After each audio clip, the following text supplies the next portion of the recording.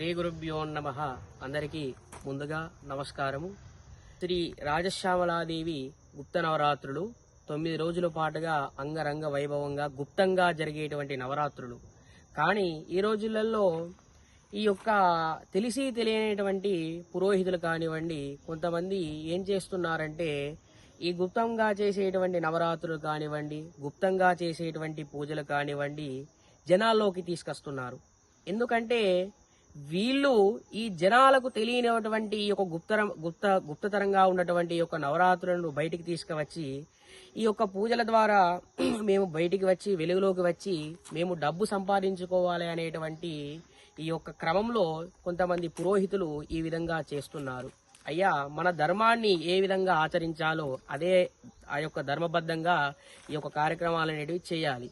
ఈ గుప్త నవరాత్రులు అనేటువంటివి మూడో కంటికి తెలియకుండా గుప్తంగా రహస్యంగా చేసుకునేటువంటి నవరాత్రులు కావున ఇటువంటి నవరాత్రులను గుప్తంగానే చేసుకోండి, బహిరంగంగా కాదు. అందరికీ తెలియజేయాల్సినటువంటి అవసరం లేదు. ఎందుకంటే అమ్మవారి నవరాత్రులలో చాలా నవరాత్రులు ఉన్నాయి మనం బహిరంగంగా చేసుకునేటివి.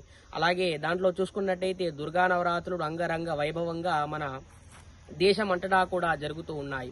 ఇందులో భాగంగానే రాజశ్యామల గుప్త నవరాత్రులు కానివ్వండి, వారాహి గుప్త నవరాత్రులు కానివ్వండి, ఇలా చేసేటువంటి గుప్త నవరాత్రులు ఏవైతే ఉన్నాయో అవి దయచేసి వెలుగులోకి తీసుకురాకుండా గుప్తంగా చేయాలని కోరుకోవడం జరుగుతుంది. అలాగే ప్రజలకు తెలిసినటువంటి విషయాలు తెలియజేయాలి, కానీ మనమేదో కొత్త విషయాలు తెలియజేద్దామని చెప్పేసి మన ధర్మం గురించి, మన ధర్మాన్ని మనం కాపాడుకోవాలి, మన ధర్మం గురించి మనం చెప్పుకోవాలి. కానీ ఇలా ఈ గుప్తంగా ఉండేటువంటి పూజలు బయటికి తీసుకువచ్చి వాళ్ళకేదో చెప్దామని చెప్పేసి వాళ్ళు మేమింట్లో చేసుకుంటామని ఇలా ఈ వింత వింతగా చేస్తూ ఉన్నారు పురోహితులు వెలుగులోకి రావడానికి.